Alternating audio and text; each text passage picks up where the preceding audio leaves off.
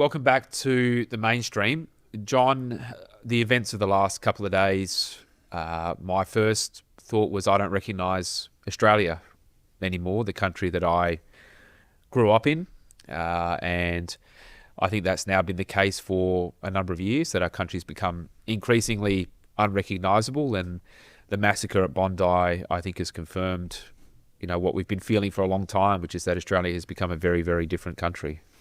I haven't recognised Australia for some years. I think the tragedy of what happened at Bondi, the loss of the lives of innocent Australians, has brought home that this country faces many real challenges, and we'll talk about how we have a political class that has turned a blind eye to the many aspects of the Australian way of life that is challenges. And I think it was brought home to me what's happened to Australia on the 9th of October 2023. Yeah.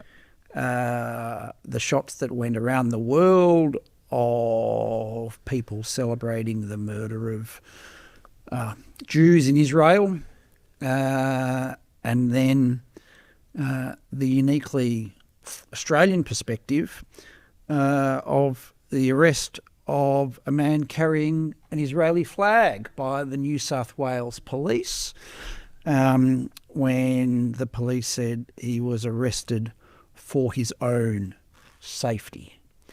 And the New South Wales Premier at the time, Chris Minns, said this was an unfortunate misunderstanding.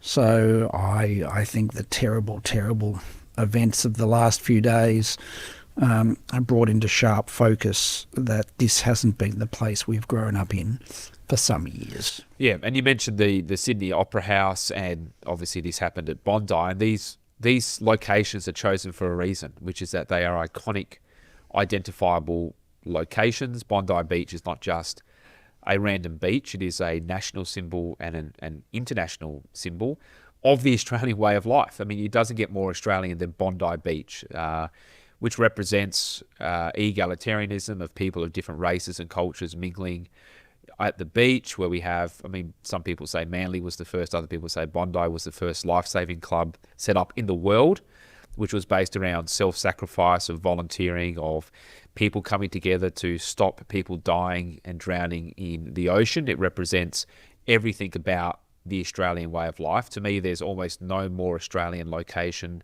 than Bondi or the Sydney Opera House, and those two locations have now been sullied forever. I mean, Bondi is no longer a beach, it's a battle zone, and it is a graveyard. And the reality is that these locations were chosen deliberately as an act of terrorism. And the acts of terrorism, of Islamic-inspired Islamism terror, of course, haven't just occurred in Sydney.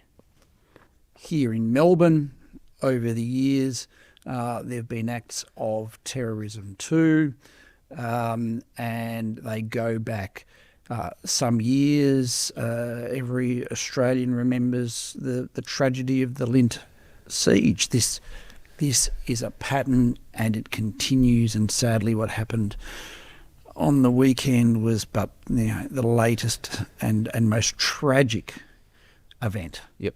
That Australians have to face up to. The challenge is, what will change? Will anything change? Nothing will change in the short term, sadly. And the reason we say that is because Nothing's changed so far. that, and nothing gives me confidence in what Albanese has said, that this government is up to it. Nothing what Chris Minns has said shows that his government is up to it. The first thing that they clung to were gun laws. The idea that somehow the current gun laws were a cause of somebody possessing an ideology to kill people based on their religion is absurd and demeaning and embarrassing. The other thing they talk about are anti-hate speech laws. Well, we have some of the most, if you want to use the term, strongest anti-hate speech laws in the Western world. They did not stop this. The problem is not so much what people are saying, although It's that what is they a problem. believe. It's the fact that we have thousands and thousands of people in this country who believe those things, and it only takes one or two of those people who believe those things to act on those beliefs for something like this to happen. I have no confidence that something like it won't happen again. There's also a question about our intelligence agencies. Did they know about this? Did they not know about it? How did they not stop it? Or was the Prime Minister just not listening to them when they told him about it? How many more people like this are here? Why won't the Prime Minister tell us about this? So Australians can't have any confidence at all that this Prime Minister and this government are going to fix.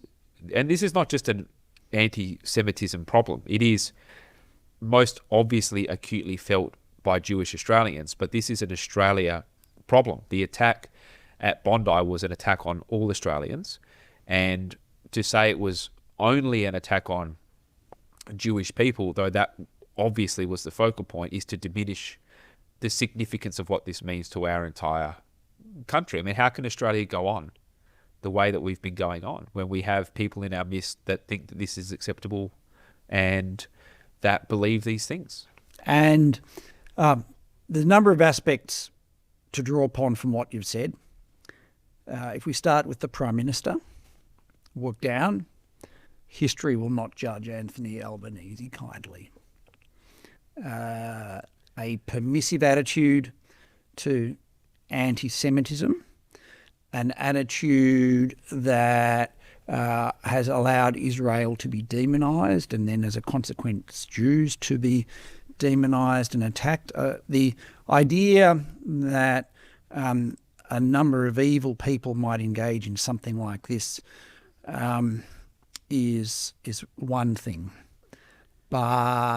And it was, we hope, a single event, but sadly a pattern of single events. But if you come living in Melbourne, as I do, and talking to my Jewish friends, or not even Melburnians who are Jewish, the threats of intimidation, of the threats of violence that we see on our streets that are allowed to go unchecked, and are at times encouraged by the Labor Party, is the environment in which all of this occurred. And leaders are tested at times of crisis, at times of tragedy, and Anthony Albanese has absolutely failed. And I think what is interesting is we knew he would fail. We never hoped, we never contemplated something as terrible as this would occur, but I don't think there's a single Australian, except for the most partisan Labor supporters, who ever could have contemplated that Anthony Albanese would have stepped up and united the community. Everything from, as I said, the demonisation of Israel, from their recognition of the state of Palestine in a context that it has rewarded terrorism. Every opportunity Anthony Albanese has taken in this area has been to, and will come to, has been to play politics, has been to divide. Hi, thanks for watching the new podcast with John and myself. Hey, did you know that about 70% of those who watch this podcast are not yet subscribed to the IPA's YouTube channel? Do us a favour, hit subscribe, and that way you won't miss any of the action. And while you're at it, click the link on the screen to go to the Institute of Public Affairs website, where you can sign up for the latest news and research from the IPA. Now, back to the chat. And it's interesting. James Massola in the Nine newspapers wrote this the other day. In the 48 hours since the Bondi massacre, social cohesion has been tested as never before. I don't think that's true. We are tested every single day. Social cohesion has been fraying for decades. That is a total cop-out, that statement. That is a weak cop-out. And then James Massola talks about the fact that rather than bringing the country together in a bipartisan response, the coalition has attacked the government, as if the government has ever wanted a bipartisan approach to anti-Semitism, and as if there was nothing to criticise the government for. And then finally, the journalist writes, Albanese needs to do more to rescue this moment and bring Australians together. It is starting to slip from him. He has had no desire to bring Australians together ever on anything. And of course, it took someone like John Howard to call this out, and it was Howard who said that gun laws are a distraction. It was Howard who said Australians can spot a weak person. I'm paraphrasing, but that's basically what he said. And we hope this will be a reckoning for the Labor Party, which, as we've talked about on this podcast, isn't just becoming, it's always been arguably a sectional party. It now risks becoming a sectarian party. Well, I think it already is. And I think the biggest national security threat to Australia is the Australian Labor Party in its modern incarnation, because it has basically now the centre of gravity for the decisions that are taken by the Labor government are directed almost exclusively towards considerations around a handful of seats in Western Sydney. Well, as Paul Kelly wrote the other day, it's political considerations for the pro-Palestinian sentiment in Western Sydney. And I think it's clear, as I've said in the past, that there's the left wing of the Labor Party, the right wing of the Labor Party, and the Palestinian wing of the Labor Party. And the Palestinian wing of the Labor Party is the one that runs the major policies of the Labor Party. Nazim Taleb, who's a author, I think you'd call him, a cultural critic or philosopher of some description, used the term minority rule, which is that when you have a small but intransigent minority, they are the ones that often prevail in a democratic society because they won't budge. Right? And that's exactly what has happened. Every single step of the way, the government has given the intransigent minority in the community exactly what they want, step by step by step by step. And that is where this government is being pulled. In terms of Albanese being a divider, well, he's the most divisive Prime Minister we've had. He started in 2022 after he won the election by giving us an acknowledgement of country. That was the first thing he said as an elected Prime Minister, to say that this country isn't all of our country. And then he said, I'm committed to voice treaty truth. He then spent $500 million at half of his first term dividing us by race, and then blamed everybody else other than himself for the reason why Australians didn't want to be divided by race. He has no credibility when it comes to uniting Australians. He can't do it. It's beyond him, and he doesn't want to do it. He's at heart a student activist that spent his whole life in politics. He's not interested in Australia, the Australian way of life, mainstream Australian values. He's never understood mainstream Australian values. He's not going to start now. But the problem is that we're stuck with him and we're stuck with this government.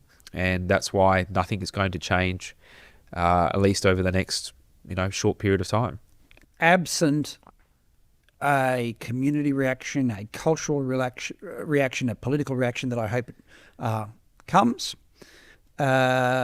we have, on top of Anthony Albanese, we have the Deputy Prime Minister, Richard Marles, who was asked today in response to tragedy, Bondi, will the government crack down on hate speech preachers? And his first response was, well, we've banned the Nazi salute. That's something completely different. And then he ummed and ahed. Yeah. He could not say yes. And if we look at what has happened to the Labor Party, it has built a coalition of sectional interest and sectarian, and again I use the term deliberately, sectarian interests. I was reminded of this even actually before Sunday. I was talking to a friend about what had happened to the Labor Party and how it had changed.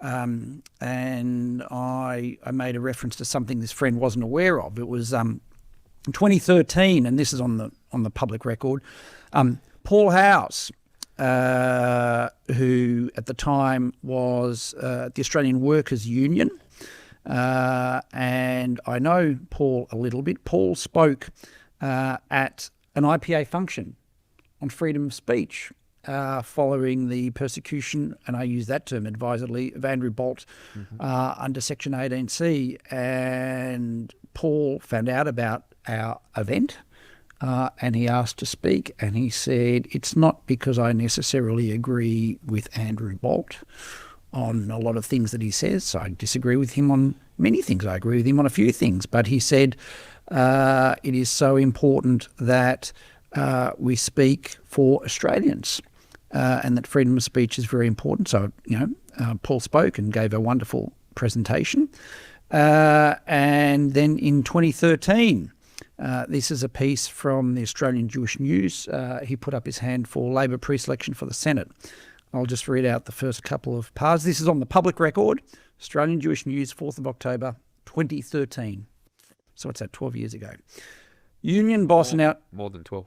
More than 12. Yeah, bit of... Sorry, Yeah. Union boss. So this is from the Australian Jewish News. Union boss and outspoken Israel supporter Paul Howes has described as disappointing a letter from Australia's Mufti Dr. Ibrahim Abu Muhammad threatening to withdraw the Western Sydney Muslims community support for Labor should Howes replace the outgoing Bob Carr in the Senate. The Australian Workers' Union National Secretary told the Australian Jewish News the Mufti's threat was not the determining factor in his decision to opt out of the race for the Senate vacancy, but said the intervention was unwelcome. Trying to use the language of extremism and division here in Australia on this issue is concerning to me and shouldn't be tolerated. Howes said, it concerns me that religious leaders of any denomination seek to intervene into the internal workings of Australian political parties. Howes said, and then they quoted from the email, as you know, this was to the ALP. As you know, we have worked very hard to marshal our community to support and successfully retain the majority of ALP seats in Western Sydney against all odds, said the Mufti. And the choice of Paul will threaten our efforts to maintain this momentum, especially if new elections are called next year. Dr. Mohammed was contacted for comment but has not responded by the time the Australian Jewish News went to press.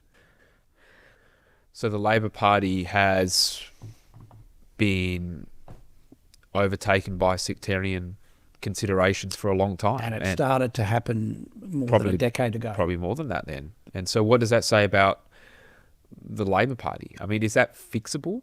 I don't think it's fixable. I mean, they have not only tolerated it, but they've actively cultivated these so-called community leaders in order to win seats. That's right. So who's running who? That's right. And the consequences of this for the Labor Party are significant.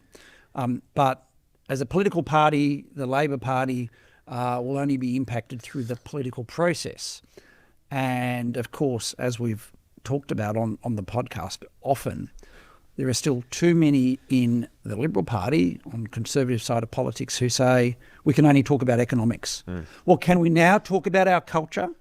Can we now talk about what Australia has become? Can we now talk about the consequences of mass migration? Can we now talk about how there are people in this country who want to divide us? Is now the time to talk about all of these things? I think there's going to be potentially bigger consequences for the Liberal Party than the Labor Party out of this. So Susan Lee is developing the coalition's migration principles, they call it, not a policy, and they're talking about there being no targets at this stage.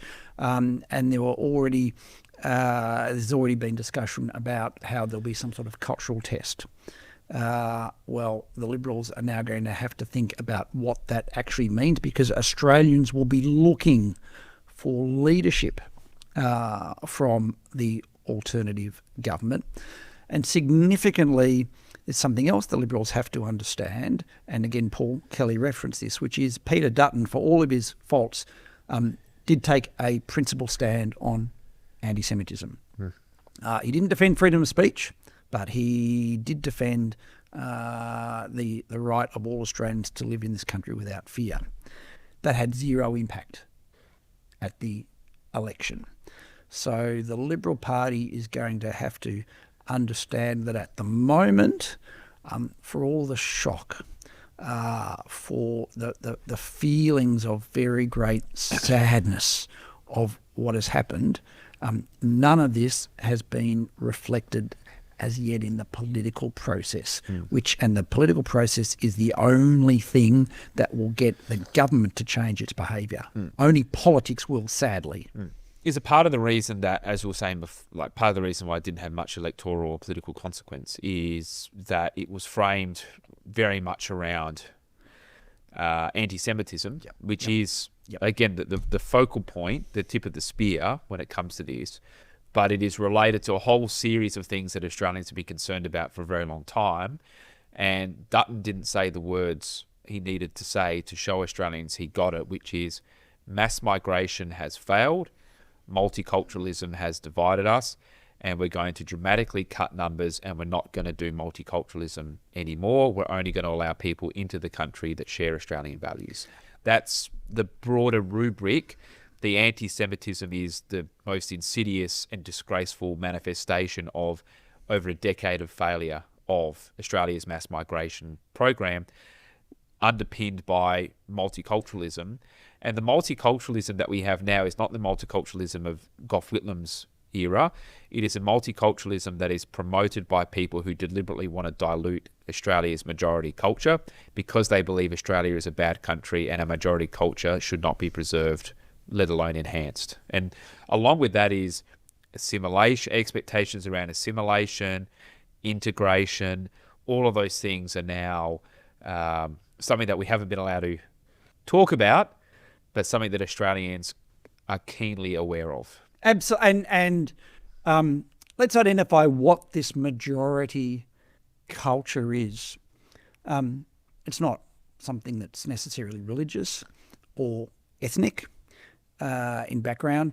It is about our values. That majority culture, which again, as we've talked about, is predominantly European and of British origin, has given us our freedoms, has allowed the environment to be created that has welcomed people into this country who do not share those values, and yet we welcome them anyway.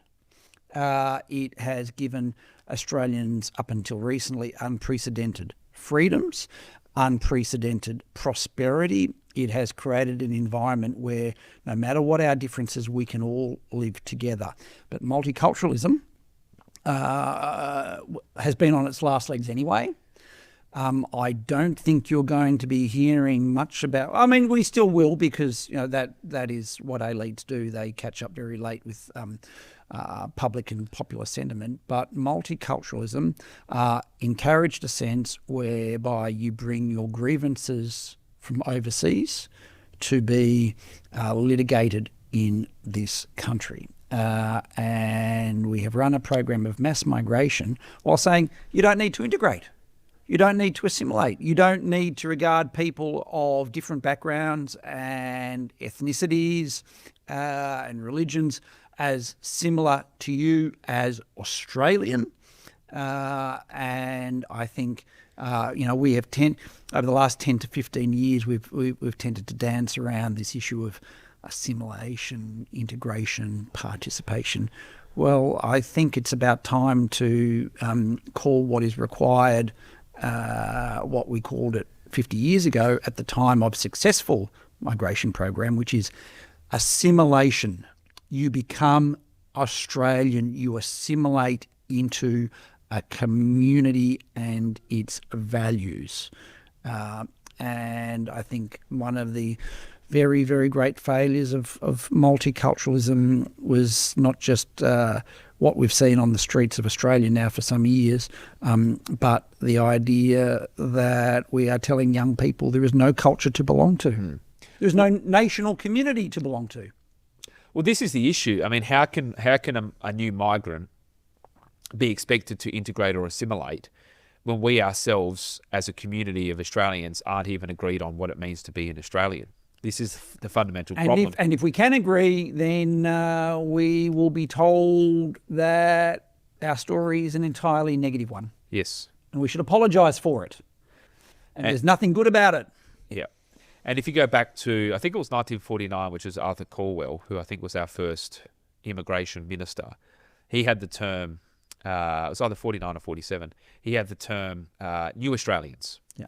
And the reason that was a good term was because it encouraged new migrants to see themselves as Australians. But what it also did is it encouraged existing Australians to see new migrants as their equal. Exactly.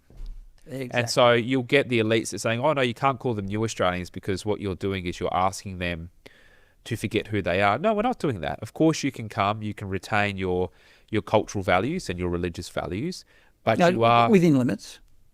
Yeah, but this is the point. But you are, first and foremost, an Australian. Yeah, and those cultural values and religious beliefs fit into the rubric of Australia. Yeah. And in return, Australians will welcome you and you will have every opportunity that another Australian has because, as Bob Hawke said, there's no hierarchy of origin in this. And there's no privilege of descent. No privilege of descent, but clearly now there is. So, I mean, imagine that the Labor Party's gone from that to this. So that was, so Hawke 88, said that in 88 at Sydney Harbour. At the bicentenary. Yeah, on Australia Day 1988, he said that. And so now Sydney Harbour is a symbol not of that, but of the opposite.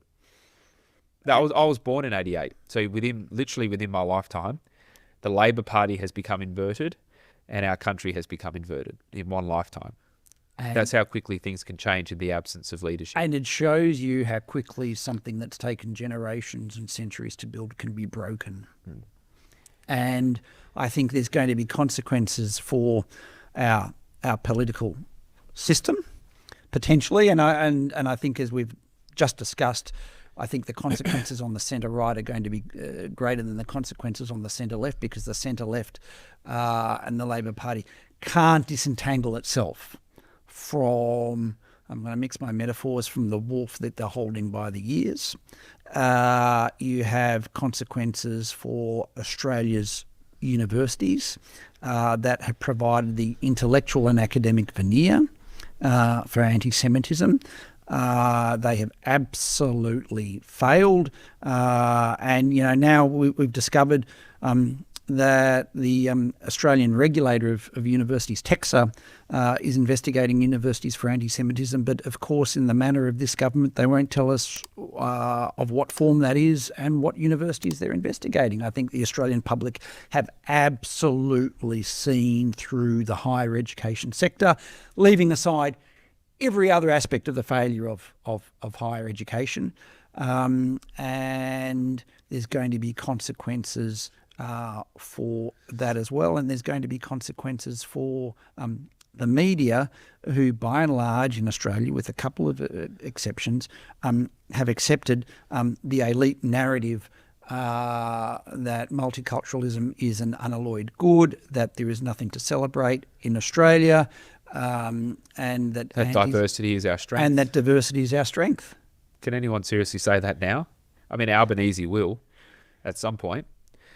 But I think it goes to also something broader than that. So you mentioned education institutions and the media. Not only have they failed on this, they've failed on everything. They have gotten everything wrong. Whether it's COVID lockdowns, they're all in favour of COVID lockdowns. Whether it's net zero, climate, the climate change zeitgeist, whether it's to do with gender ideology.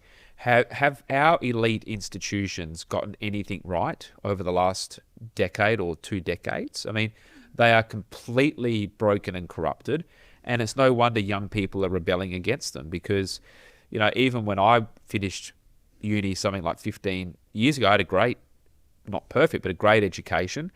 But in the last decade, everything has just fallen apart. Universities are just money-making factories on the basis of foreign students, and they're not providing any kind of meaningful quality of education for Australian students. Yet the students still get saddled with debt.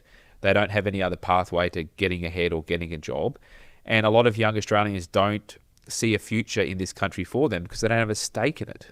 And we've seen that on the polling, that those in their 30s and 40s, by and large, are uncomfortable with the condition of the country. Those under 30 are. Yes. And again, it's not yet been reflected in the political system, though. But we see it in their attitudes to Australia Day, to the flag, to Australian history, to our freedoms. The biggest reaction is coming from young people. Well, there's a yearning among younger people for the country that their parents had. That their parents talked to them about. Yes. That they once had. Yeah. It's kind of like a superimposed nostalgia, because you can't really have a nostalgia if you yourself haven't experienced it. But from the fragments that they pick up, they go, geez, Australia sounded like it used to be a pretty good country. What happened, Dad? What happened? Were there always armed guards and barbed wire fences around Jewish schools in Australia? Was that always the case? No. Did we always feel like we had to walk on eggshells and couldn't say what we think? Nope. Do we always have to borrow $750,000 for a modest home 30 kilometres out of town? Nope.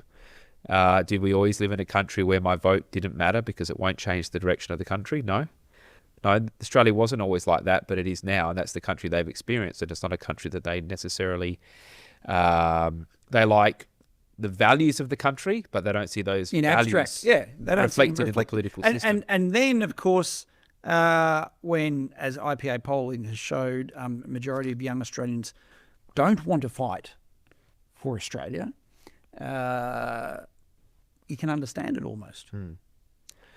So I think the other issue that we face, John, is the mainstream of the country, I think, share our values. When you mentioned the flag, and we know they do. We know they do from the polling, from the Voice to Parliament vote, and so on. But these values and these concerns are not being transmitted into the political system. And this is why we have a crisis of democracy, because what's the point? A lot of people are concluding, and you can see this from growing disengagement, what's the point of participating in a democratic process if nothing is actually ever going to change? And so this is I think a real existential risk for our country, which is if a sufficient number of people lose confidence in it, they'll just disengage, give up hope, and so forth. So, and the system, the political system, is largely rigged in favour of the major parties: compulsory preferential voting, taxpayer-funded donation laws rigged in favour of the major parties. So I don't agree with the Teals on anything, but I absolutely hope they win their High Court challenge on the Labor Party's plan, supported by the Liberals, to basically tilt the system of donations towards the major parties. There's no other way, without funding, that minor parties can break through. And the idea that you can donate unlimited time but not unlimited money, I think, is absolutely anti-democratic. And so in terms of silver linings, I think there's maybe one or two. I mean, one of the silver linings is the individual who tackled the gunman, a hero. And the other heroes who tackled the gunman who lost their lives. Yes, a number of people ran towards the direction of fire to try to stop it, without knowing necessarily anything more than just someone was shooting people and we should stop it. And that would suggest that spirit that I referenced with I think it is fitting to talk about like the Surf Lifesaving Club and the location of that, and the values that embodies were lived out by those individuals. And so there are many more of those people than there are on the other side. I think also if you look overseas, which in some ways have gone further down the path of completely unencumbered mass migration in Europe, so Sweden, Denmark, France, Germany, we have seen responses from their political system to the issue of mass migration.